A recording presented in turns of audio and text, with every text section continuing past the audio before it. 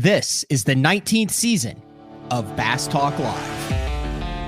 BTL is presented by Bass Cat Boats, Strike King Lures, Aftco, Pro Guide Batteries, X-Zone Lures, Shoreline Boat and RV Repair, Spro, Gamakatsu, Big Bite Baits, The Bass Tank, Denali Rods, Beatdown Outdoors, and Sunline.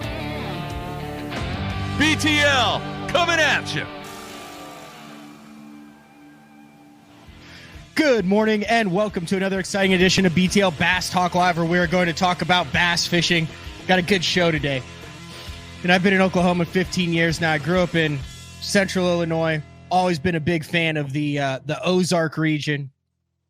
You know, Grand, Table Rock, Bull Shoals, Lake of the Ozarks, all sorts of cool lakes in there. Non-grass, rock lakes, dock, pattern fishing, all sorts of cool stuff. We got one of the guys, man, he's been doing it for a long time in the Ozark area and then really went, I guess, big time national, so to speak, 6-7 years ago. Well-known in the area, Jeremy Lawyer. And like I said yesterday, he's one of those guys that when you get in a room of guys who know how to tell stories, the guys who are storytellers listen to him tell stories. Surefire sign that you are that you're a good storyteller and have some good stuff. I think we'll get into it. I think he does some squirrel hunting tournaments, but they weigh in their best 5 squirrels, and you can call.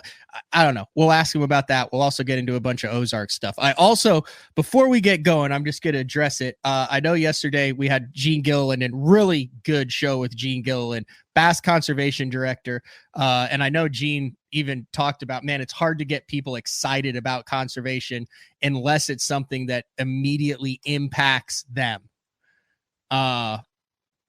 But we had Gene on, and he got into all sorts of stuff about cycles of fisheries, what stocking actually means, how if you stock 100,000 or 60,000 of these pure Florida strains, how by the time you get down to the ones that are actually mature and giants, there's like 5 or 6 of them from the original stocking.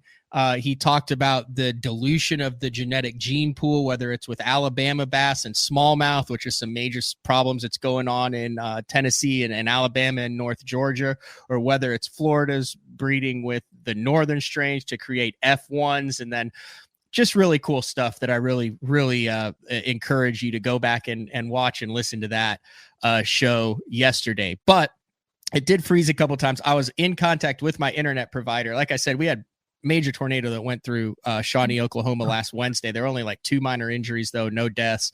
But my internet provider, which I'm plugged right in, it like recycles every 20 minutes. So Jeremy's aware of it. We'll go. He'll keep going. I might disappear, but we'll be back. So, all right, let's bring Jeremy Lawyer in for the day. Jeremy, thanks for jumping on BTL. Just be fully aware you might have to carry the show for 10 or 15 seconds while my service like reboots, but I think it's something you can handle. So thanks for jumping on. Are you like just waiting to go fishing until we're done with this? You know, I was going to, but I looked at the same cell of storms coming in from Oklahoma City towards Grand Lake that you have, and it's got me a little bit leery. So I think I'm going to just do some tackle today, work on stuff for this next week at the Invitational up at Lake of the Ozarks, and get that out of the way. And then when the storms pass, maybe Friday, slip onto the water then. All right. So this is the other thing we're dealing with this morning. There's a screenshot right there. That blue dot right there is me. And here's what's coming in. So hang on, folks. We might be in. Supposedly there's no real heavy, severe stuff in that tornado like, but you've been following heavy hitters at all this week? I know you're on your you're on the BPT this year. What, second year on the BPT or third now? Yeah. Now this is my second season, and absolutely I've been following it. All it's going to take is one cast and somebody's going to win $100,000. I think Dakota Ebear's leading that right now, but at the lakes that they're on, it could change at any moment. How crazy is what Dakota Ebear's done over the last year and a half? You've been in this game for a long time. You know what it's like to get on some streaks, to get on a hot streak. But, dude, what that dude has done over the past 13, 14 months, is that impressive to the anglers he's competing against, too? Like you guys talk about, oh, here goes Ebear again. Absolutely. We saw it with Michael Neal the last couple of years too. And then he's kind of starting to slide off a little bit. Not that Michael's not fishing great still, but some of that things that you saw, just like Eber catching that 9-pounder yesterday, Michael's not getting that bite now, and eventually Eber won't either. But yeah, when you see a young guy come up and he's kind of really getting his career going and stuff like that's happening, it's really exciting. I remember when some of that happened to me, but he has done amazingly the last, like you said, 13, 14 months. And I'm glad I do not have to pay his taxes because it's not going to be pretty. I think he ended up getting like a little Hutton farm down there and got a bill. It's really cool to see that. I've had him on the show before. I know he was like a college rodeo guy, but paid his dues, and it'll be interesting to see. The only guy who's ever been able to make that last is KVD, and I think that's why so many of the guys have respect. And then the busier you get, the more interview requests. And KVD had a 20-year run where it was just became expected. The rest of them, like you mentioned, Michael Neal or like a Denny Brower or any of those guys, there's even a Larry Nixon, a Clun. There's streaks like that, but then there'll be a couple down years or a couple average years where you're like, oh, this guy's actually human. Kevin's the only one who for 2 decades was like, is he human? That's a fact. I mean, it's just amazing what's Kevin's done. And, Eber, he's a genuinely good guy too. So anytime, you blend those two kind of fishermen together and everybody's kind of rooting for him and you're glad to see him have some success, and everything. And so hopefully he can just keep his grip as long as he can. And maybe he'll be the next Kevin Van Dam. I mean, you don't know at this point. Yeah, he could be. He's got a firm handshake, Dakota. I could see why, when you're not using nets, that fish gets near the boat. It's boom. I mean, that dude has a very firm handshake. I shook his hand at the Classic and was like, oh, dang. But I mean, you're talking Texas rodeo bass fisherman. You can't really limp wrist it. No, not at all. You got to be excited. You've got a derby on your home pond coming up. That is exciting. The best part about it is I don't have to drive 27 hours to it. It's close to home. You know what to expect. And then, I've had some success up there in the past. It's definitely a different time of year. There's not going to be a lot of hometown advantage just because the fish are going to be shallow. The spawn's going to be on, there's probably going to be all stages still. We've really had kind of a trickle in spring.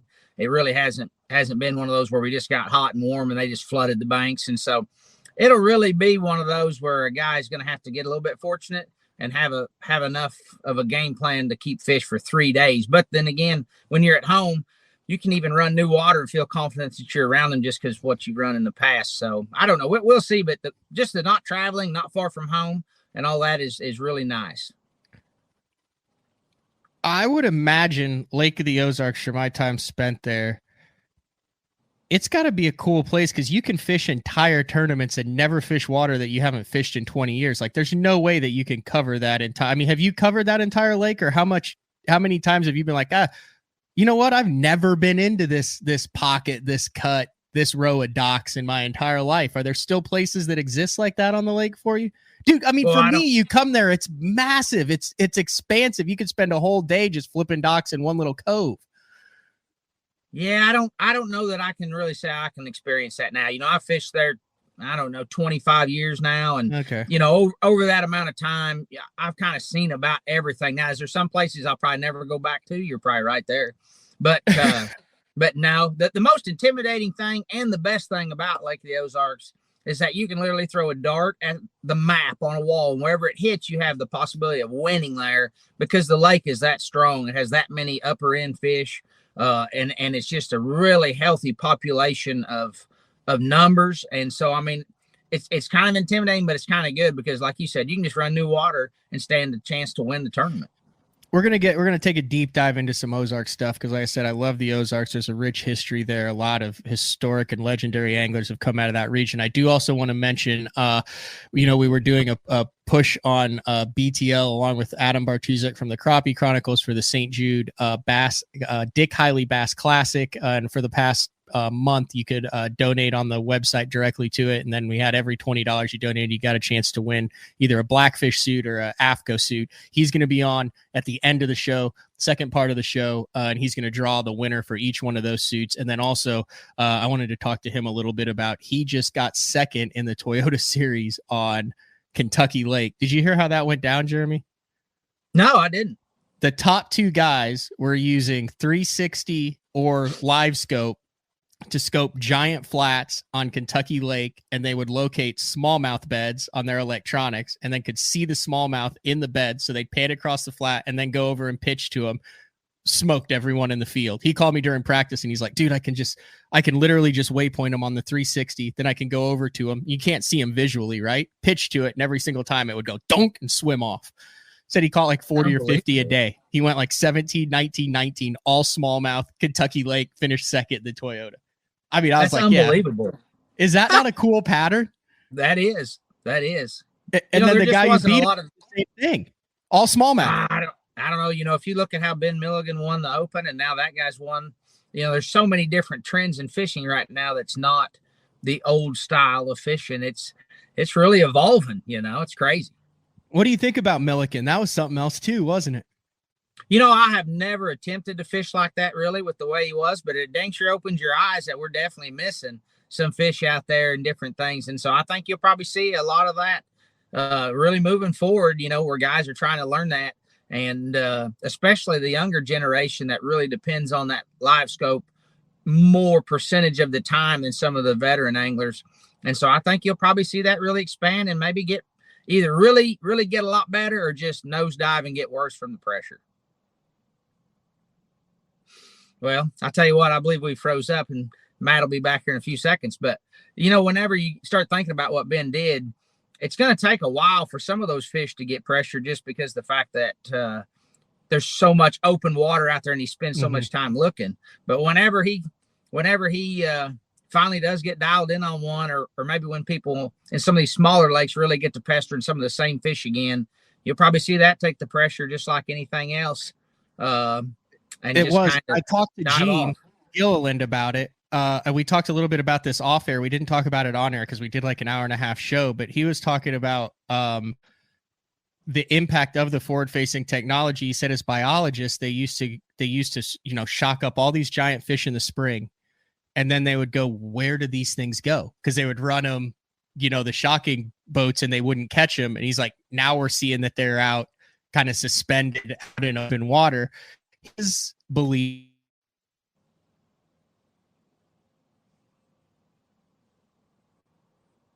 Well, there's no doubt that they're suspended in open water. You can see that more in the wintertime. You can see that more in the summertime. There's fish spending a lot of time in places that we didn't even know existed, back in the day before forward-facing sonar. And it may have some sort of effect on the fish when they start coming back to the banks or being able to get pressure out there. But there's no doubt that when you start seeing them and seeing the anglers adapt out there, the ways to catch them are just going to evolve, and it's going to either get, really good, or it's going to take its toll, and pressure will get the best of those, just like it has kind of some of the bank bass over the years.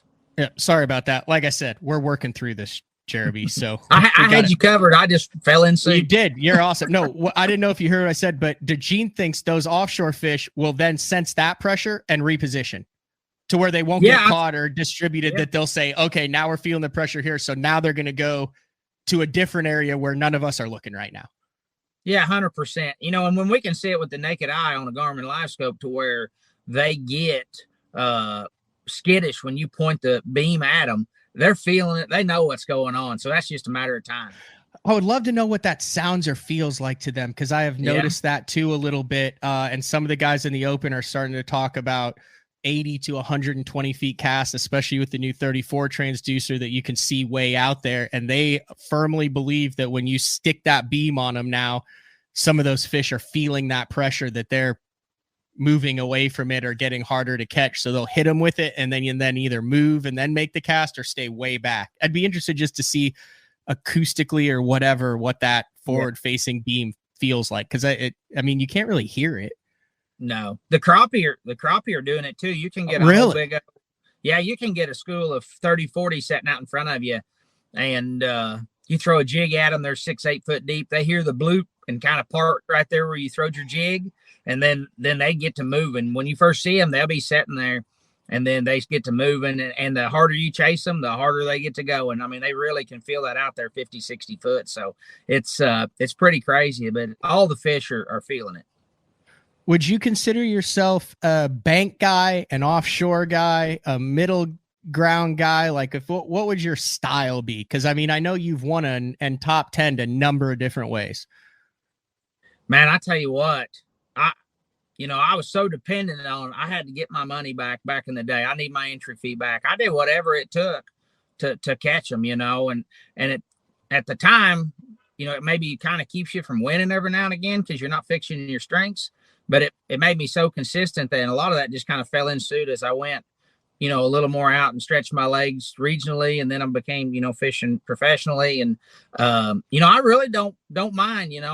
I don't mind to flip boat docks, or do something in the grass, throw a chatterbait in Florida. And then last year at Cayuga, I caught 100 pounds one day on a dadgum drop shot up there. It was 8-pound test. So, I mean, I really don't mind. I just want to get some bites doing something. And then I'm pretty comfortable with whatever I need to do. But I really have kind of stayed away from some of the glide baits, the big swim baits, the different things that make you look like a hero or a zero very, very easily, just because the fact that I'm trying to stay more consistent and always have. So I think it's probably just whatever a person feels comfortable with.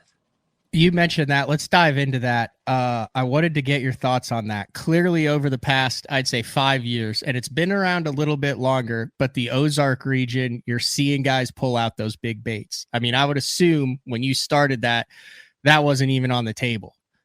The 7 to 9 inch glide baits, but you're seeing that now. And it seems like the more the guys throw it, the more that you're finding, hey, the fish on these lakes, whether it's spotted bass, smallmouth, largemouth.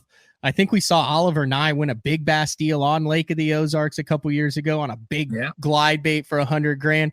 What are your thoughts on that? When was the first time you saw that coming in, and how hard has it been for you to stick to your guns and what you know works and not go out, drop a couple grand and start slinging big wood? Well, I tell you what, I learned a lesson really, really quick. A good friend of mine, Robbie Dotson, a great Ozark fisherman here, unbelievable what he's done in his career. Fished an FLW event at Beaver Lake back in 15 or 16. He was throwing a big swim bait and a big glide bait like that. He said, Jeremy, I can catch 30 pounds a day. I mean, it's unbelievable. I'm going to blow this tournament out. And the first day of the event, he had a 2-pounder. The second day, he said, I got to go do it again or I can't catch up. The second day, he caught a 2-pounder. So when that tournament was over with, I visited with him about it. He said they'd still come up there and try and tail it or rub on it, or, they just, for whatever reason, decided not to eat it for the 2 days of the tournament when he'd caught him for 3 days leading up to that, in 3 different areas. It wasn't like he was burning his fish. But he told me, he said, I'm going to tell you something I want you to ever forget. I could have took a wigglewort or a storm rock crawler and put 2 rods on the deck and won $10,000 without breaking a sweat.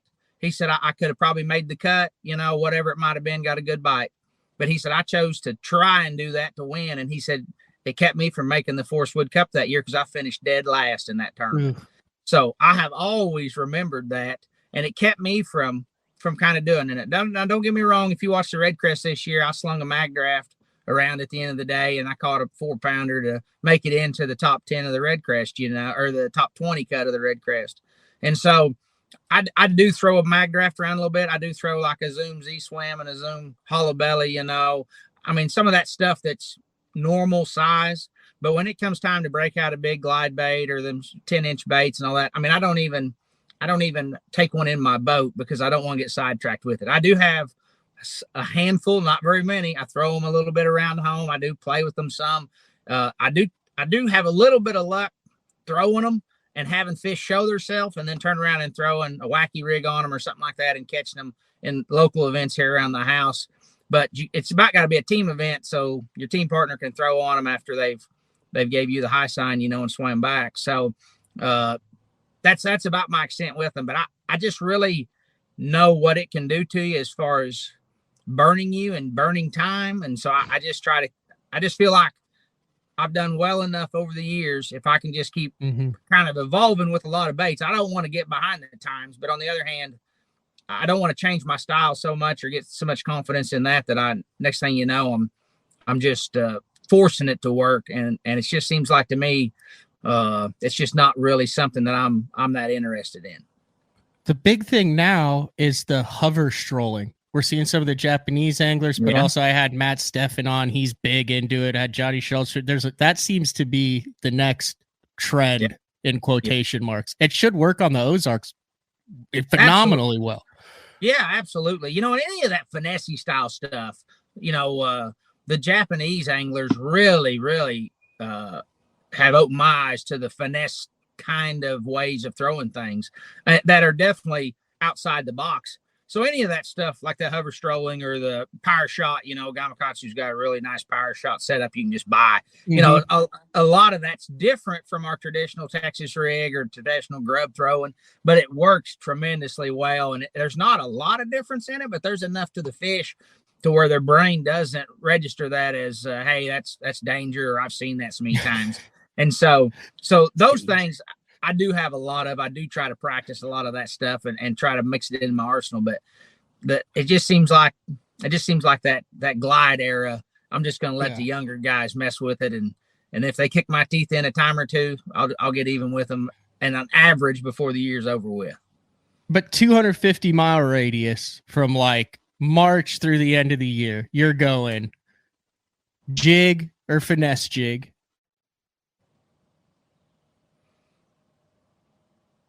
Well, I mean, a finesse jig's a staple all the time, you know, in the Ozarks. And a jig is something I have tied on 365 days a year on the road too. You can take it to Florida, you can take it to the Carolinas, you can go to Texas, you can fish here in the Ozarks.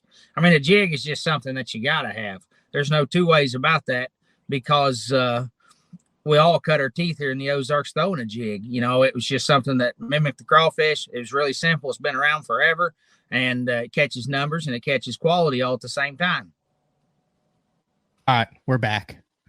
I was talking about so hopefully you ran through like your the Ozark staples. I said jig or finesse. I just talked about a jig. Okay, yeah, jig, but that 200-mile radius, you're going spinner bait. If you're going to have just a handful of baits that you're going to have on the front deck, I mean, you won a 2019 FLW Tour event putting a spinner bait where spinner baits have never gone before. You're going some sort of top water, whether it's a buzz bait or a plopper, and you're going some sort of trick worm, finesse worm, whether you're dragging that, whether you're pitching it, whether you're fishing it finesse or power fishing. Yeah, is that a fair Ozark arsenal across the board without giving away any secrets? Yeah, the only thing I'd add to it is probably like a shaky head and a fluke style bait. Whether you've got a fluke style bait on a jig head for like a Damiki rig, or whether you're throwing it weightless, it just seems like a fluke style bait really works good. And really used to come April 1st, I put jerk baits up. I never really threw another one again, you know. But with the introduction of live scope and forward facing sonar, it seems like a jerk bait is staying in my boat a lot longer than it's ever stayed before, just because it's works so good on suspending fish, and you know, you're seeing more applications to throw it. But for the most part, you're right. It doesn't take a lot of tackle here in the Ozarks. That being said, everything we talked about encompass it. And I've noticed over the last 3 or 4 years, the wiggle wart is, I don't want to say forgotten, but I mean, it used to be, oh, it's wiggle wart time. Now it seems that's the 3rd or 4th option that guys are reaching for. Like we've even seen McClellan struggle in some tournaments where the forward facing sonar, like you said, with the jerk bait, with the swim bait, and you know he's out there cranking a rock crawler around. Yeah.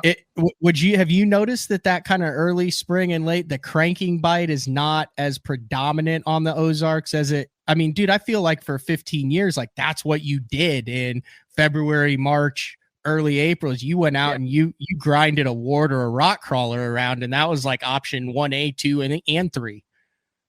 Well, here's my thought on it as far as like doing it, and it's affected me. I used to love to do it. I had 3 cranking rods up there, 3 different lines, 3 different baits, love throwing a wart, love throwing a rock crawler, and that was how we caught them. But now with forward-facing sonar, you can run out to the middle of the pockets, find a group of shad, find a group of bass, and catch the same amount of weight in a 1/10 of the time that it took all day to catch a good bag of fish up there cranking on the bank. And I think especially a lot of the younger generations have really taken a hold of that because it's easier. I mean, that's the bottom line.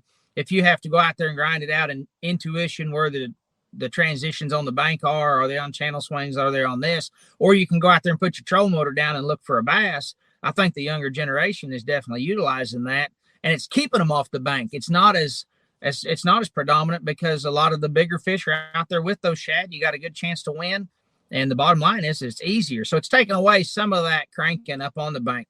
But I really enjoy throwing a rock crawler and throwing a lot of the old warts, and it's still part of my arsenal because I just really enjoy doing it. And to be honest with you, it's made it a little bit easier on me and some of the veteran guys that have done it for years, because we don't have any competition if they're doing it now. All the young guys or other generation of anglers are out there live scoping and fighting over one another for schools of fish. And so it's kind of a double-edged sword, but it's definitely something just like you talked about.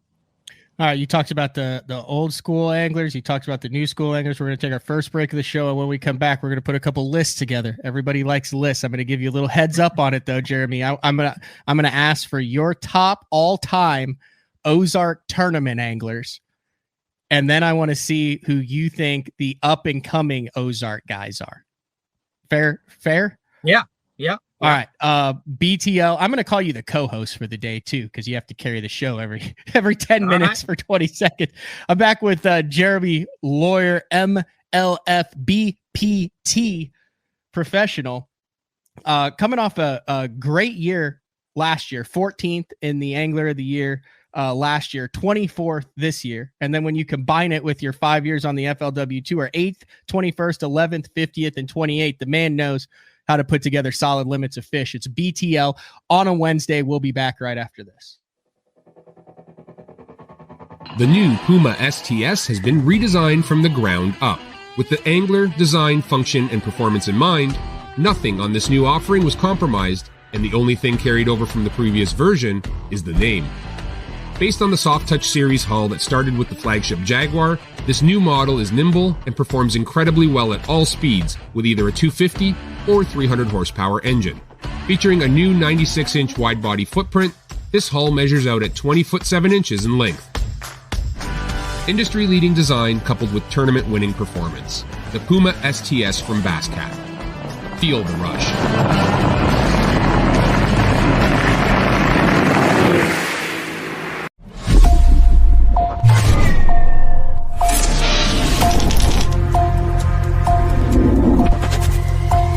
Everything you need, one legendary brand. Top on all, Strike King.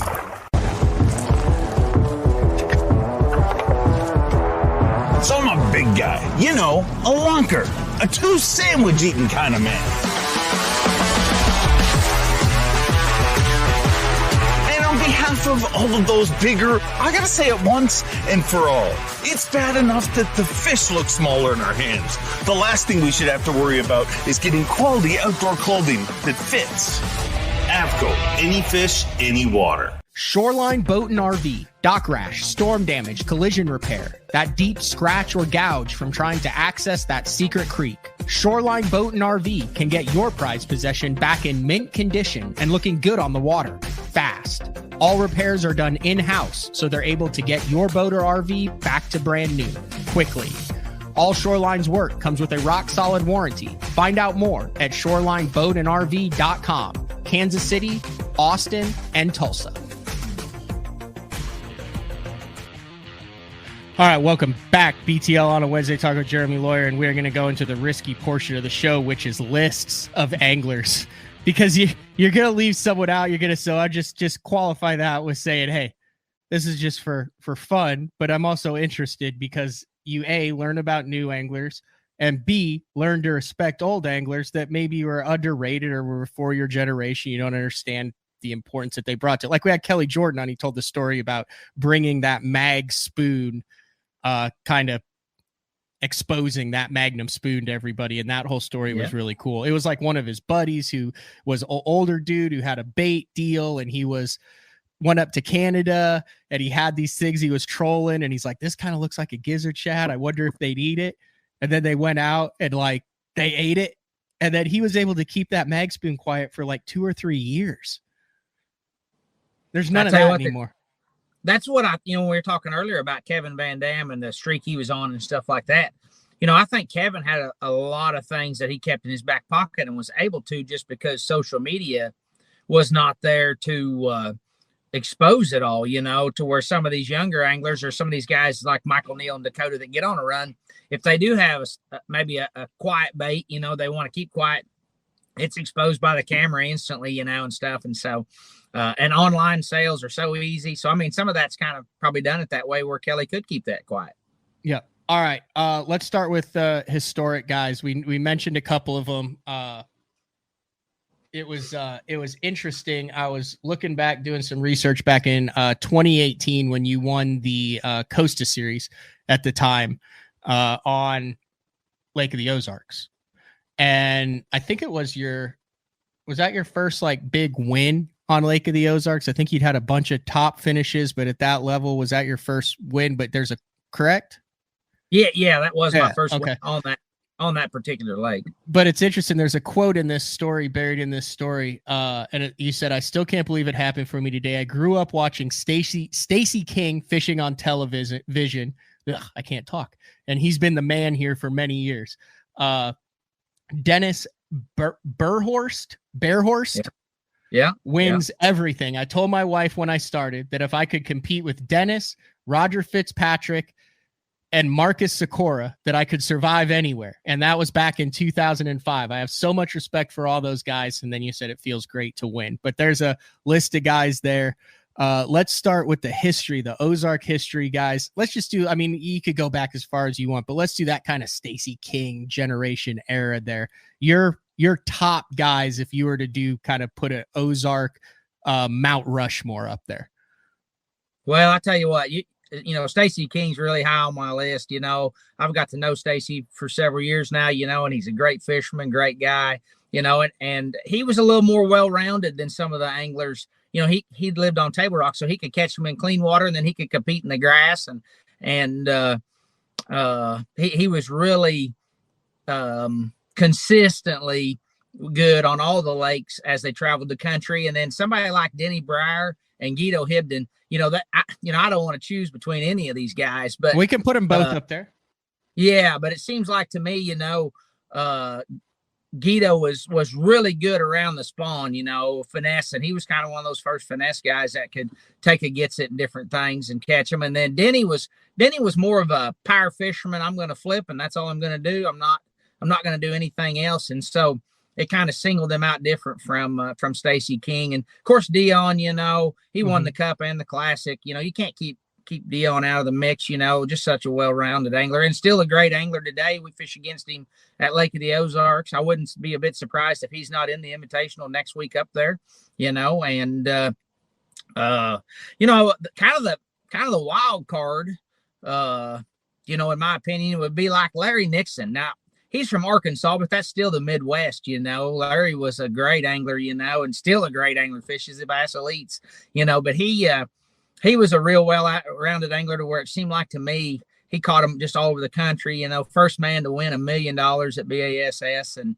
so it's just really crazy. And really, kind of the wild card, if you want to go back and kind of put a time frame on it without starting a war or anything here. But, if you say the Ozarks and some of the anglers here, you got to think of Chad Breyer. Now, he doesn't fish anymore, but Chad was a really good angler, when he had the dedication and had the time and the desire to fish professionally. And as he gave it up, it just kind of went away. And then I think you still got to throw Randy Blockett in there. You look at the first 20 years of his career, I think the man's fished for like 35 or maybe 40 years.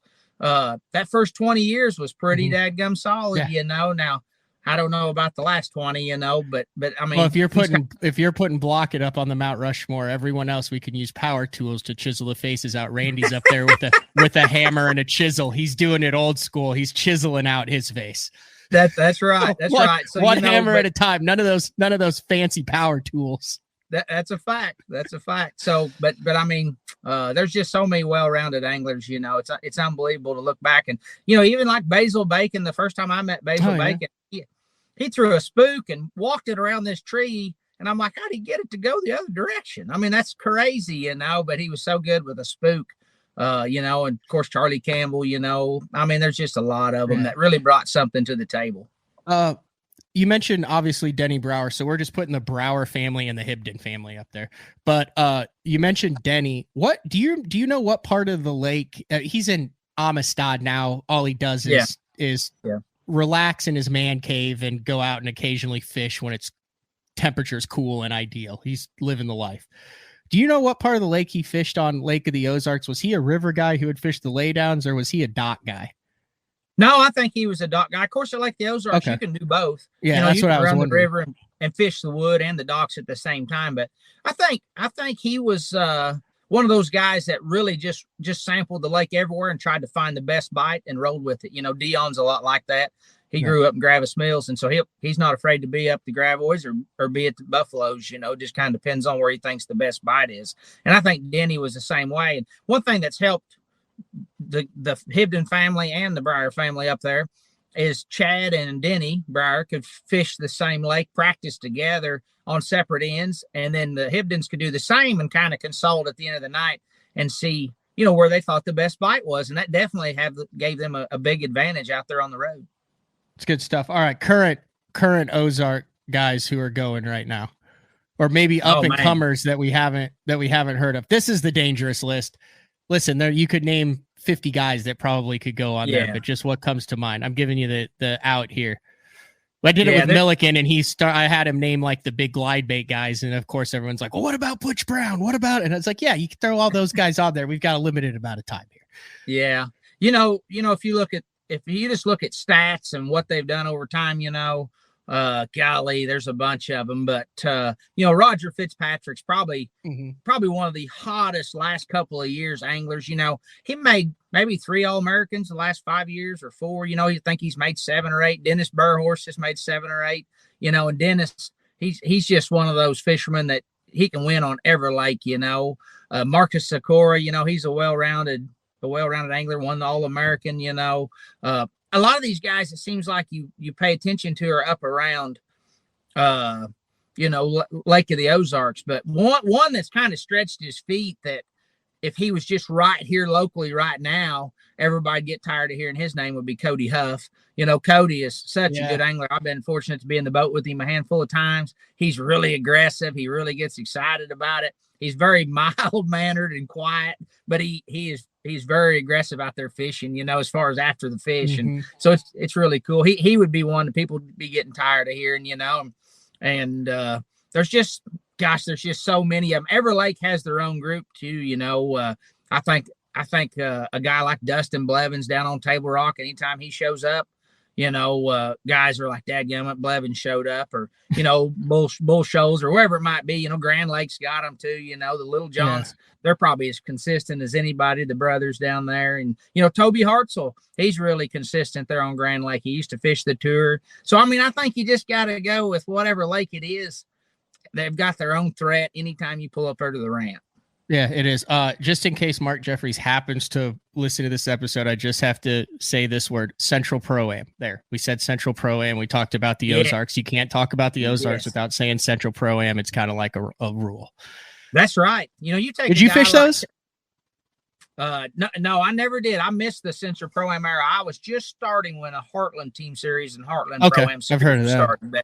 But you take a guy like Terry Thomas, Robbie Dotson, and Dave Barker, and throw them in the mix from the Central Pro-Am days, they've probably won like 45 boats together, all 3 of those guys. I think Robbie's won 17, 18, 19. It's crazy. The Davis brothers, you can't just go on and on, about you got McClellan, Reynolds, all those guys.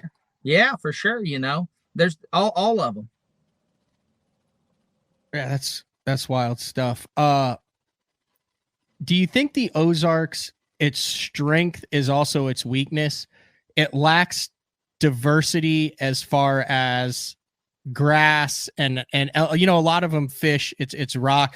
Do you think that there's a lot of Ozark anglers who struggle when they try to go national and have to go down to Florida and have to go down to a tidal system or a natural body of water? Is its strength also its greatest weakness when trying to develop a well-rounded angler from coast to coast?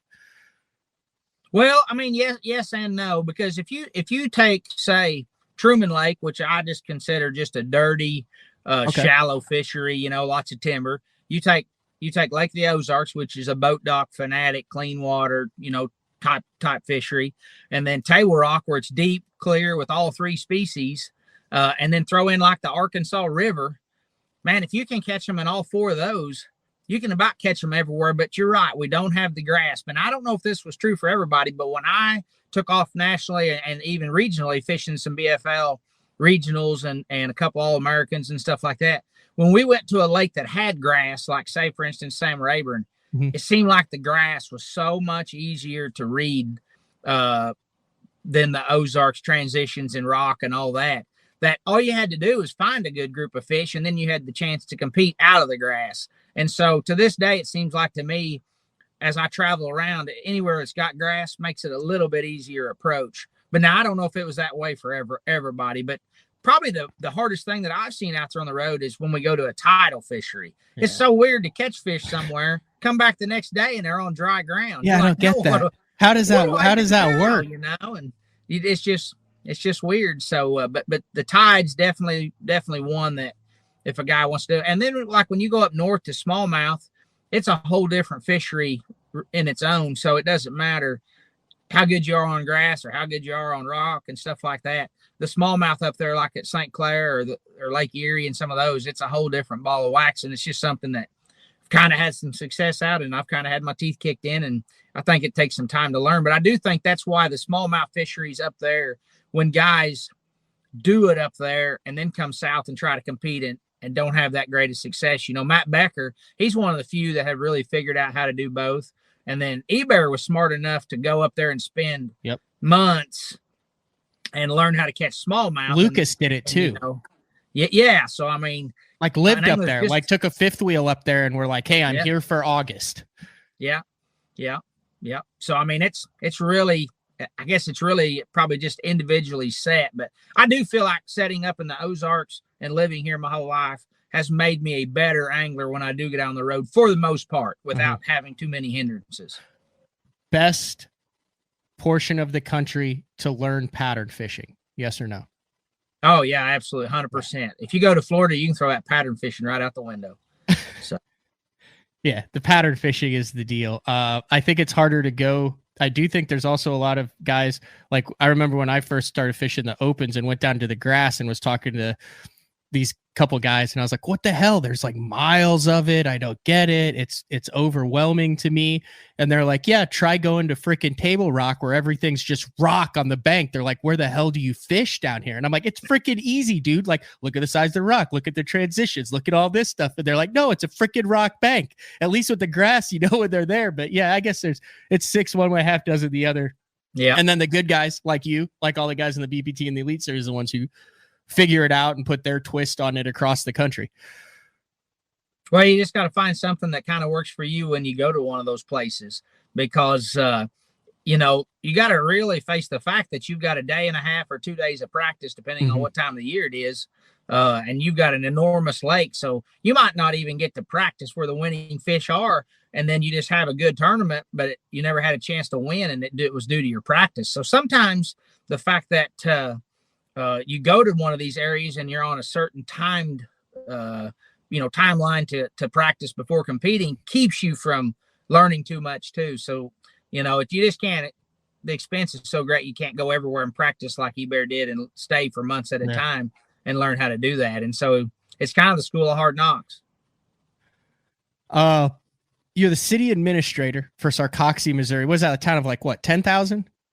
Oh no, that's like less than 2,000 people, and that's probably counting a few dogs.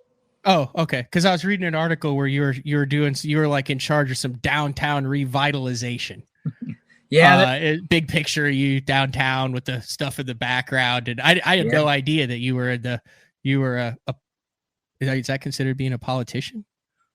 No. I mean, I ran the show for the public works, and took care of the parks and the streets and the wastewater and the water tower and all that. But I was out in the field every day. It was a small group. I had some great guys working for me, and we did 99% everything in house. Whether it was fixing water mains to patching streets to doing whatever, making sure the water tower didn't fall over. And so I did it 22 years. It was a great job. I had a great mare at one time that I said, man, I want to try and stretch my legs and do this fishing deal, but I don't have enough time. If you'll give me the time off, which is, 4 or 5 weeks, 6 weeks, I won't take any pay. And so they agreed to do it. And so once my vacation was up, then I just took it without pay, and it kind of evolved. And then I won the All-American, got a chance to fish the FLW Tour. And I said, I'm going to need like 10 weeks off now, 12 weeks. And it just, they were all good with it. And my coworkers were good with it. They would stack the paperwork eye level high on my desk as long as I came back in the end, they didn't care. And so it was a great job for a lot of years, but we've moved on since then and let everybody else take care of that. And we're trying to fish full time, and it's been a blessing on me and my family. So I've got no complaints. Is this the first time in your career, the last couple, 3 years now, that you've relied solely on professional bass fishing without a secondary job? Last year was the first full year that how exciting is that? Yeah, it's really exciting, and it's a really good way to go broke if anybody wants to try it. So, I'm fortunate enough, my wife, works as well, and we kind of make ends meet, and we've made a lot out of a little. And so, if a guy can just get fortunate and keep his head above water with his fishing pole, then anybody has the opportunity to do it. But it's a little bit scary and a little bit exciting, all rolled up into one great big traveling rig. Talk about the rest of the year on the BPT. Like I said, you're like a year and a half in and extremely consistent, regardless of what tour you're fishing, who you're fishing against, how you're fishing. Anything coming up that you're, outside of the invitational, which is kind of like a one-off deal, not part of the BPT. Anything on the BPT that you're really looking forward to? There's really not. Last year when we saw Lake the Ozarks was on the schedule, I'm like, great, I'm gonna get to fish at home on the BPT. So, I was really, really looking forward to that one. I'm not really looking forward to anything. We go to Guntersville next, and then St. Clair, and I fished my very first FLW Tour event on Guntersville, and then I had a really good, made the top 10 up in Lake St. Clair, on the FLW Tour one time. And so, there's some tournaments that you really look forward to, and you really don't. I don't really know if I have one I don't or do, but I'm just looking forward to the rest of the season. And don't get me wrong, I can screw up plenty. I definitely have done my fair share of messing up and coming in almost dead last, and I can do it with the best of them. So, but you just try to learn from it, fish hard, and hope that you just keep making the right moves to get that bite or two, because it always comes down to just a bite or two. It's not the fact that you didn't catch them. For a great example, the last event at Lake Murray, I caught almost 28 pounds in 2 days, 13 something a day, 14 a day. And that's normally pretty solid, but it finished me towards the back end because the guys just caught more than that. And everybody had a 5-6 pounder, and I just didn't get that bite to get a day that got my weight up a little bit. And so sometimes that's just how it works. But I'm just looking forward to the rest of the season and seeing what goes on moving forward. And it's just really exciting. But, got the All-American coming up at Hartwell. And that's where my whole career got started. And so to go back and stand on that stage again is going to be really exciting. Probably a lot of memories there. And we're just looking forward to fishing the rest of the season, representing a bunch of great sponsors all over the road, and hopefully doing it for several more years. I get on my soapbox for a minute. I need FLW, what they did with the All-American and the history of that and the list of winners. We did a whole series 4 or 5 years ago with Mark of how many careers that the All-American has launched. You're an example of that too, with MLF taking it over. Dude, bring that All-American back to what it used to be. I'm not saying it's not the same, but like those All-Americans in the 90s and 2000, that was the freaking tournament. I've tried to qualify for one in 2013, and Jim Tutt missed an FLW tour event to fish a regional. He missed a tour event to fish a regional with the hopes of qualifying for the All-American. That's how big that All-American was. And it seems it's like lately, like it's kind of gotten lost in the mix of it. Like, blowout coverage for that All-American, live stuff, give the guys all the stuff they used to get. That All-American is a gem. And when you're ranking tournaments, man, there was one point where I'd rank that All-American. It'd be like Classic, Forest Wood Cup, All-American. Like that was one of the top 3 biggest tournaments, and it's still big, but it's not as big as it used to be. I think there's an opportunity there, especially with as many grassroots, as many BFL guys as are out there fishing, spending all their time. Dude, that All-American is something special. Well, there's no doubt that it is something special, and it has changed some, and it has definitely altered from the 90s and the first time I made it in 05 and different things. But, the world's made a lot of changes too, and some of the opportunities that were there then just aren't even there then, or there now. And so some of it could be changed back. Some of it will never be changed back. It's still an awesome event. It's a life-changing event. I can attest to that. I've made 6 Forest Wood Cups and Red Crest combined and 6 All-Americans. And I can tell you it is way harder to make an All-American than a championship on a major tour, just because there's like 40,000 people that start the year off trying to make the All-American. And then you got 6 regionals, and then you got to make the top 6 in your regional against 200 guys. And 50 of those guys are hometown guys. So you got to beat all the locals, depending on where it's at. And it's just really, really hard to do. And you can't have a bad day, during that event. You fished all year to get there, and then you have a bad day during the regional and you're out instantly. So it's definitely way harder, but it's a tournament that sets front and center on my mantle from winning it. And then the FLW Tour Trophy is right beside it, but it'll never mean the same as that All-American trophy, just because of the fact that if it wasn't for the All-American trophy, I wouldn't have a tour trophy. So, but, something that we're really proud of too is me and my team partner, Chris Macy. We fished together, I don't know how many years now, but had some success here locally. But he's won the All-American, and I've won the All-American, and we're the only team partners to ever win it, like that. And so it's just always a big joke down at Grand Lake when we show up together. There's going to be a protest about All-American winners fishing together and different things. And so, but the All-American between the anglers at the grassroots level, they've got their eye on it. It's a dream for everybody. It was a dream for mine, and it was the only way that I knew I'd ever get a chance to fish professionally and have the funds to do it financially. And it just really worked out, and I think it was all meant to be. And so, it'll be something I'll never forget. All right. I'm going to let you go, but before I do, you got to tell us about the Squirrel Master Classic, because that was one of the craziest things I'd ever heard. Like, you're talking about like cullen rights and like bragging rights, a lot of stuff on the line here. Hit us with the details of the underground squirrel hunting leagues. We used to just do that as fun on a Saturday somewhere, and it would just be. So a few years ago, we decided we'd open this thing up, make it public. And a good friend of ours, Nate Everts, he took it and just kind of became the ringleader of it. And we put out flyers and started having more or less some sponsorship of it, as far as, we have a big meal when we all come in, and there's some prizes and different things, but, cash is awarded. And the last few years, it's kind of altered over into the fact that everybody's having a good time. We're going to weigh these squirrels, and everybody's going to win. And then somebody benefits from it. We donated all the money to a young kid here locally last year that had cancer. And so raised, I don't know, several $100s for him, for travel and this and that. And the guys that won it donated the money back. And it was just a great event. But what we do is we go out and you can weigh your best 6 reds and your best 6 grays. A little tip here, you want to get your grays early. They don't stick around all day, but the reds definitely do.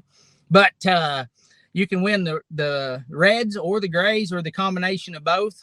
What your best 12 weigh, and then there's a big squirrel at the end, and it normally takes one that weighs somewhere around 220, 230 to win that.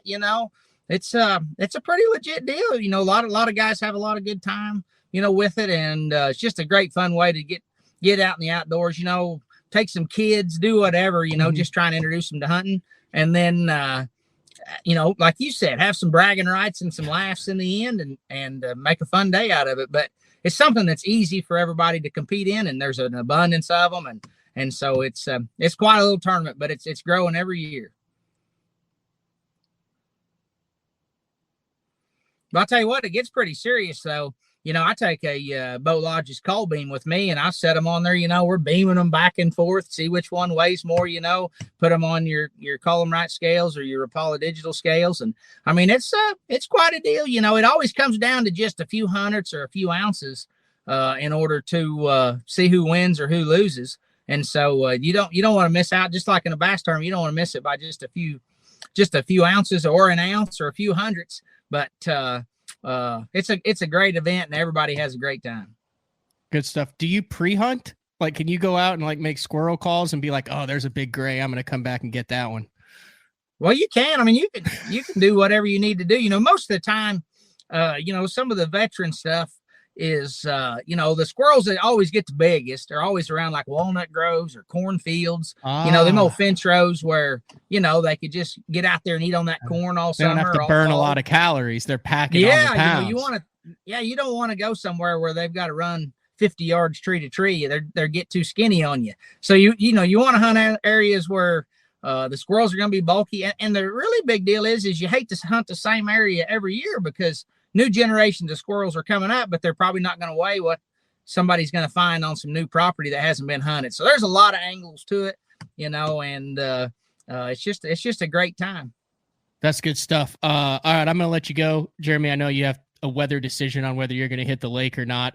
You do some stuff on YouTube. You have social media. If people want to follow you, where can they follow the remainder of your season? Yeah, Jeremy Lawyer Fishing on all social media. And, I try to put some informational stuff out there, some funny stuff, some hunting and some fishing and some family, and just try to mix it all, and see how our kind of life just kind of rolls. But kind of let everybody know what's going on out on the road and just keep up with everybody. But yeah, follow along. I'd appreciate it. All right. Dude, I have some regulars on BTL. I got Matt Steffen that jumps on a lot. He's up north. I got Charlie Hartley. He's the motivational speaker. I might need an Ozark regular that you seem to have a pretty strong fan base that really enjoyed the show. So if you're willing to jump on 2-3 times a year, I would love to have you back. I thoroughly enjoyed this. Oh yeah, absolutely. I'd do it however many times you want to do it. I enjoy doing this kind of stuff and working shows and meeting fans of the sport and people that just want to talk fishing all over the country. So I enjoy doing this side of it as much as the fishing. So yeah, anytime we'll set it up. All right. You're the man. Thank you very much. Thanks for carrying the show. While I was frozen for a couple seconds, you did a great job, Jeremy. Have a good day. Appreciate it. Yes. Have a good day. See ya. All right. That was BPT professional Jeremy Lawyer, like I mentioned at the beginning of the show, and talked about it with Jeremy a little bit. Second place finisher of the MLF Toyota Series on Kentucky Lake. Also my partner for the Dick Hiley St. Jude Bass Classic, which we I think after the t-shirt sales and the donations, I think we're going to hit the $10,000 mark, which was our goal. Either that or we're going to be a few dollars shy, but right around 10,000, which we did like 5,000 almost last year. So we almost doubled it. So if you guys donated for that over the last month, thank you very much. Bart is back from his $17,000 effort on Kentucky Lake. And he has the raffle tickets. So we'll draw a Blackfish rain gear or an AFCO rain gear, one of each, for those who donated over the last month. But first, we're going to take our final break of the show. When we come back, Adam Bartuzek, St. Jude fundraiser, Dick Hiley St. Jude Bass Classic draw, and then I've talked about it enough on the show. He was like, dude, we're going to get to talk about this tournament? And I was like, hell yeah, dude, I'm not going to have you on and not talk about 360ing smallmouth off beds at will. It's BTL on a Wednesday. We'll be back right after this. The great thing about the new Sensation soft plastics from Big Bite Baits, heavily scented, super soft, buoyant, comes in 7 great new shapes. I've got a couple of them of my signature series, the cliffhanger worm and the ramtail craw. Great for a flipping jig, football jig, swim jig, all that. Several other great shapes. Really excited about it. We've worked over the last year, catches fish all over the country, and I think it's going to catch fish for people everywhere you try it. The Spro Little John crankbait has been around for almost 15 years, and it is one of my go-to crankbaits whenever I need a fish in the boat, so you can never have enough new colors. That's why Spro's coming out with a handful of new colors, including Pearl Shad, which has this bleached out white look, but it's got this pearlescent, really, really pretty. We've got Copper Shad, which looks amazing in the water. It's got that purple flake on the back, really, really pops in the water. And then if you want some real pop, we've got Sparkle Shad, nothing but sparkles all over this thing. And then last but not least, we've got the matte Sexy Shad, just a really different looking color for a crankbait. So you want to give them a little different look, that matte sexy shad is definitely the one to go with. All these colors are available in the original Little John and the MD. Are you looking to install your own fishing electronics? The solution is the Bass Tank Power Harness. It takes the guesswork out of installation. No more voltage issues or interference. Designed by an engineer so that you can get professional results right there in your own garage. Installation done right with the help of the Bass Tank Power Harness. You can feel confident knowing that your installation was done right. The Bass Tank Power Harness. Give us a call or order yours today at thebasstank.com. Having confidence in your tackle while on the water is one of the main things to success, in my opinion. In the last couple of years with Denali, I've had just that. From anything from spinning rods, casting rods, tungsten products, even now to casting and spinning reels, I have the confidence to go out there and get the job done and know that all my equipment is going to handle it and do it just the way I want it. The thing about Denali is you've got great quality products at a great price point, so make sure you check them out. I'm the kind of guy that never leaves the house without a pocket knife, and Gamakatsu's come out with the EDC series of knives. EDC stands for everyday carry, so whether you're on the water or off, you can always have it with you. The best thing about it to me is that assisted open feature. With this D2 blade, you've got it right here at your fingertips, so if you can't find your scissors, you need to cut a knot, you need to cut your braid, you've always got it. Make sure you check it out. Never leave home without your Gamakatsu EDC knife. Born in Japan, using technology, innovation, and precision, Sunline produces the widest selection of fishing lines at the most technologically advanced line factory in the world. Manufactured at the strictest tolerances to produce victories at the highest levels of tournament bass fishing. From household names like Christie, Swindle, and Cruz, to young guns like Cook, Logan, New, and Welcher, they all trust Sunline to take them to the top of the leaderboard. Choose the line that will give you the strength to guarantee your confidence. Sunline. All right, welcome back, BTL, on a Wednesday. Now it is time to go to Adam Bartuzak. I think he's back in Minnesota. Yeah, I just woke up. Did you just wake up, Adam? You still had a hangover from the second place finish in the Toyota Series? Dude, it's a long drive back home from Chattanooga. So yeah, I hear you. I am. It was a long week. I'll tell you the same thing. If my internet recycles, you're still on live, so don't do anything crazy. Just carry the show for me. Appreciate it. I'll take it over. We can dive into should we do a little bit of raffle drawing? I got them all literally in here. Those are all the raffles. So the way we did it was on the direct link that we had up for a couple month, actually. Every $20 that was donated, if you put your name and email down on the list that was donated directly to St. Jude, you've got connections with Blackfish. I've got connections with AFCO. We're going to draw 2 for every $20 that was donated. You got 1 raffle ticket. You went through that list of people who donated over the past month. And then I'm assuming put their name on each raffle ticket. It's like if they donated $100, they got 5 raffle tickets in there. Can the same person win both? Technically, they could. Technically they could, but I think we should make sure someone different wins them. That was going to be what I was. Okay, so before we pick, if you win the Blackfish, which is what the Blackfish rain suit, which you're going to draw first, then you can just go celebrate that. You can't win the AFCO one. Yeah, I think that's fair. You want me to draw them right now? They're all in here. I spent last night 20 minutes doing it, so. Yeah, we'll draw them right now. Well, we got a stable connection. So we'll start with the Blackfish, and then if you do win, obviously you're going to say your name. You need to send me an email, Matt, M-A-T-T, at basszone.com. And then I'll either get you in touch with Bart to order your Blackfish or me to order the AFCO. So Bart has drawn the ticket for the Blackfish suit. Who we got? We got Kevin Lake. Kevin Lake. Yes. L-A-K-E? Huh? L-A-K-E, like yes. I'm going fishing at the lake. Yeah. Kevin Lake. So if you're listening to this, shoot me an email, Matt at basszone.com with your contact info. I will then pass it along to Adam Bartuzak, and you have just won a Blackfish rain suit. All right, let's move on to the AFCO. There's a bunch in there. There is. There's probably like 50 to 60 of them. I'm trying to make sure I just pick one so we don't end up with a Steve Harvey Miss Universe. Oh boy. Okay.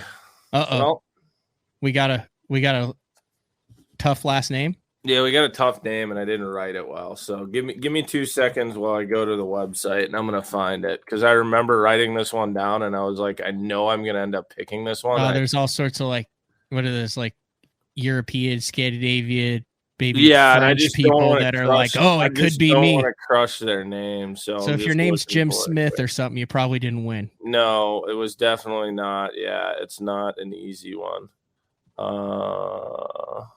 It's not Jay Shakurat, is it? No, it's not Jay Shakurat. Okay, I got it. It is Daniel Bearwald. Oh, that's a cool last name. Yeah, Baerwald. Daniel Bearwald. All right, so you won the AFCO rain suit. Shoot me an email with it in the title. AFCO St. Jude raffle winner. Matt, MATT at basszone.com. That's good stuff. I mean, we had a lot of BTL listeners that really stepped up this year. And like I said, whether it was $20, whether it was $100, whether you attended the St. Jude fundraiser up at Giesenbrauser Beer Company. Giesenbräu, we're working on it. Giesenbräu Beer Company earlier this month. Big shout out to the sponsors of both the Crappie Chronicles and Bart and BTL and myself for coming through. We did almost $4,000 there. And then the straight donations and the t-shirt money was about right around the $3,000 mark. I'm still, as soon as that check comes in, I'll have an actual number, and then that'll go out and do 10 grand. That was our goal, and we are right there. Yeah, I think we maybe need like a couple hundred left. So if people still want to donate, they totally can. I'll put the link in the description for this show. The t-shirt sales are already shut down. Yes, exactly. So and a bunch of people are getting their t-shirts. I think we did over 250, 200 t-shirts, something around there. Yeah, for sure. So if people still want to donate, they can. I don't know if you've talked about it or not, but the event has officially been postponed. It has been officially postponed. So it's been officially postponed. Okay. If people don't know, the upper Mississippi River is like in a once in a 50-year flood right now. The bar is underwater. What movie was filmed that we had a beer at last year? Yeah. Grumpy Old Men? Yeah, Grumpy Old Men. The bar from Grumpy Old Men, Slippery's bar. Like the one Matt and I sat at that bar, had a few beers before the event. That bar is underwater from being at, like, that's how high the water is down there. So the event has now been rescheduled to the fall. It'll be the first weekend of October 7th and 8th. If you're maybe thinking about fishing an event, it's going to be the end of the year. There's probably no place in the country as beautiful as the Mississippi River Valley at the beginning of October with the fall color change. And I will also be able to tell you that it is probably the most ludicrous fishing you're going to ever experience. The bite is going to be really, really, really good. It's going to be a good time to learn current fishing, smallmouth and largemouth. They're going to be putting the feed bag on. I'm going to say, like, people think of the fall down south. I know is like fairly tough, but Minnesota, Wisconsin in the fall, it is like, I mean, turn the dial up. They're chewing before ice gets put on top. So the bite's going to be insane. So if anybody's thinking about fishing it, it's going to be really fun. And I don't know. I heard this talk while I listened to BTL while I'm practicing down on Kentucky. And I heard this talk suddenly of Frank maybe getting pressured into the opens. I think we should just pressure him into fishing the Jude. Get him at Frank. Yeah, get him and Frankie Jr. in October now to fish the Jude. But hey, just to put a bow on that, big shout out. We'll have more information on the fall. It looks like I'm going to have to go fly directly from Florida to fish that now and then back instead of from Virginia next week. But it is what it is. Wanted to move on and congratulate you on your second place and say, A, it's about damn time. And B, it has to feel good to go into contention in any major tournament, not only with the money, but with the title, knowing people are looking at it and finding something that is just off the beaten path. You found the winning pattern in that event. I've talked about it a couple times. Looked like a real cool way to catch a 20-pound bag of brownfish. Yeah, I mean, no, it was super cool. I'm very thankful. Like, you don't really, I mean, you always think it can happen, I guess. Like, you're always thinking, like, yeah, I can do this. I can actually do this. And then when it's happening, you're like, yeah, I'm supposed to be here. And, like, it felt fairly I don't know. It just felt like home out there. It was really cool. The pattern was very much like in the north. And when I found it, I mean, I saw some people kind of bopping around doing some similar stuff in practice, but I don't really think they knew to the extent of what was actually going on there. And when I figured it out and I knew what was going on, like it was cool because I knew I was going to have the whole lake to myself, and I literally did. There was a 200 boat tournament going on, and I could run wherever I wanted, whenever I wanted. I could manage all my fish. I literally had nobody. Did I get that right when I've been explaining it, that you were finding you're finding beds on your 360 and then going and targeting the fish that were literally on the beds that you were seeing on your electronics? So you were basically sight fishing with your electronics on what just looked like random open water to everyone else. Yeah. I mean, there's, I'll dive into as much of it that has been actually published. Because there's a lot more to it, but that I think people got a little bit of an introductory lesson into some of the stuff we do up north. But yeah, so Humminbird 360, forward facing sonar, obviously people talk about a lot now. And one tool that I have never understood why people don't have down south, especially like Oklahoma. I know every guy I stayed with from Oklahoma this week is now buying one when they get home. But I don't understand why people don't have Humminbird Mega 360 because, live is good. You can see what's there. You can see suspended fish. But like when fish are on the bottom or when you're target casting at structure, you don't know if it's a stick, a rock, a house foundation, a channel swing, whatever it is. With 360, you literally have just spinning side imaging. So basically, I was able to look at it. I'd see a stump, and like instead of me just having to point live at it and be like, "Oh, I'll chuck at that stump," I could just look at 360 and be like, "Yeah, there's a bed there. There's not a bed there," and just move on. I still will say by halfway through day 2, I just started pitching at every single stump I saw because there were so many fish piling into these spawning areas that there was a fish on every single stump, whether there was a bed there or not. You just stomp, rock, whatever it was, just anything that was out there. There was a fish going to it. And I mean, that was the coolest thing. So like I said, I'd look at my 360 and then the only thing I would use Mega Live for, I could see the fish sometimes. I could see like, it looked like a rock right in front of the stump and you're like, oh, he's there. But for the most part, I could never see the fish. I would just use my live to line up my cast to that object. You know, I'd see on 360, like, okay, that stump or rock is 50 feet away, turn my live towards it, chuck it over there. And I think a lot of guys were fishing fairly slowly and finesse. You don't really need to with smallmouth. So I just kind of moved around quickly, and we're used to that type of fishing up here and those type of events. So I just started moving fast and chucking at them. But yeah, it was really cool. It was a lot of fun. And Jake Lawrence, who won it was his 3rd Toyota Series win of his career, I believe. He was pretty much doing the same thing with live scope, right? Yeah, he was. He actually, so I don't quote me on this, but he was using a buddy's boat for the event. And I know his buddy's boat had 360 on it because I saw Jake running around too. And we were the only people in the field that had it. So I remember fishing that St. Jude last year. Everyone's lined up there, and it just cracked me up because it was 50 boats in a line and 50 boats had the 360 on it. And I'm like, that's just not a thing down here. I mean, it is. You see guys with everything, but not as nearly as much as it is up north. Yeah, I mean, like I said, I don't get it because 360 gets really annoying if you get in a heavy grass bed or something. And like we have a ton of grass in Minnesota. But you guys fish a bunch of weird stuff. Like you got natural lakes that don't have defined, like it's not like cast there. It's like, hey, look at this open expanse. Doesn't it look amazing? And you're like, no, it doesn't.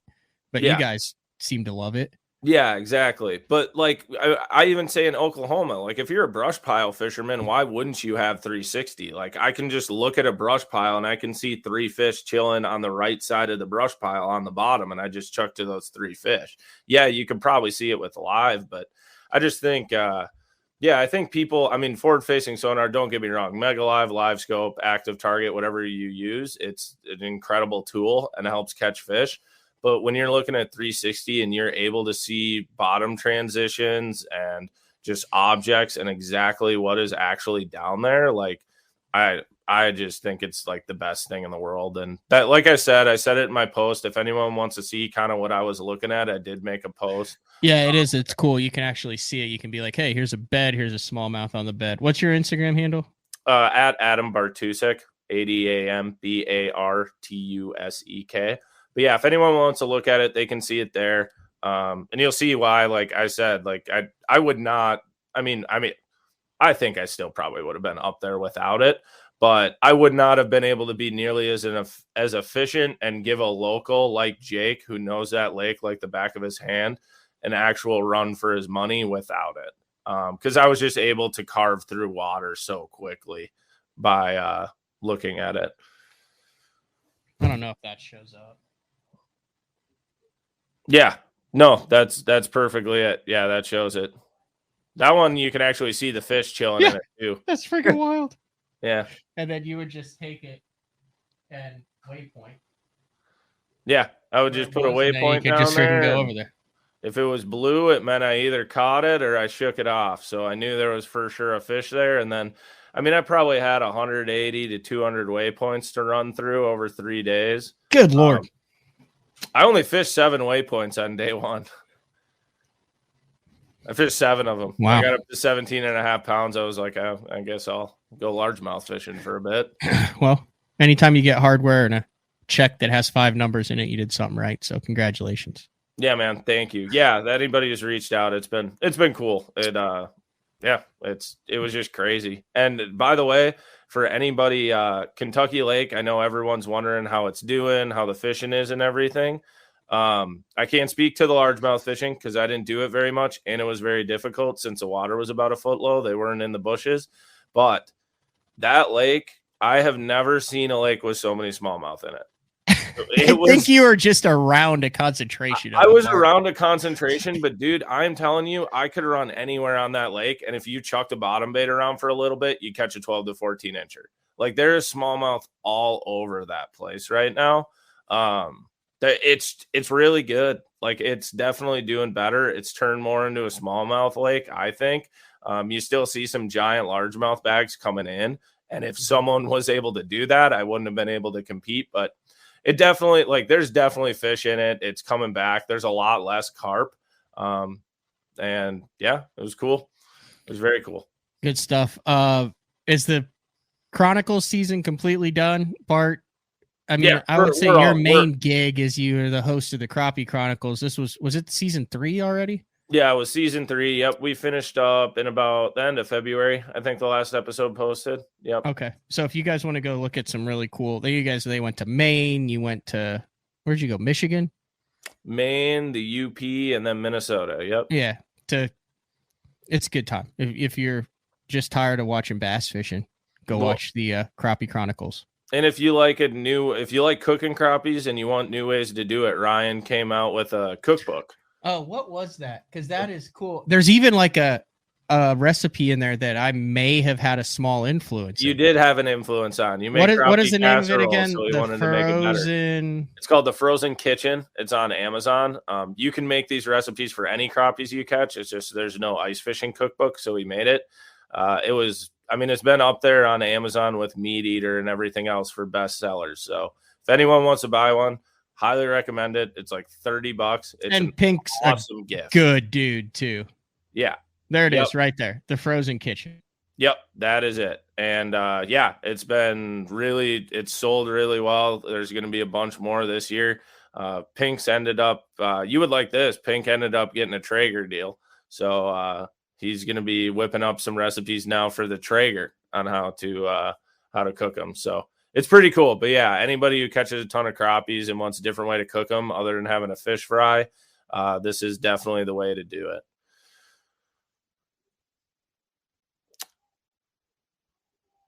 Oh, yeah. So with the Chronicles, we spent all winter just traveling around fishing for crappies.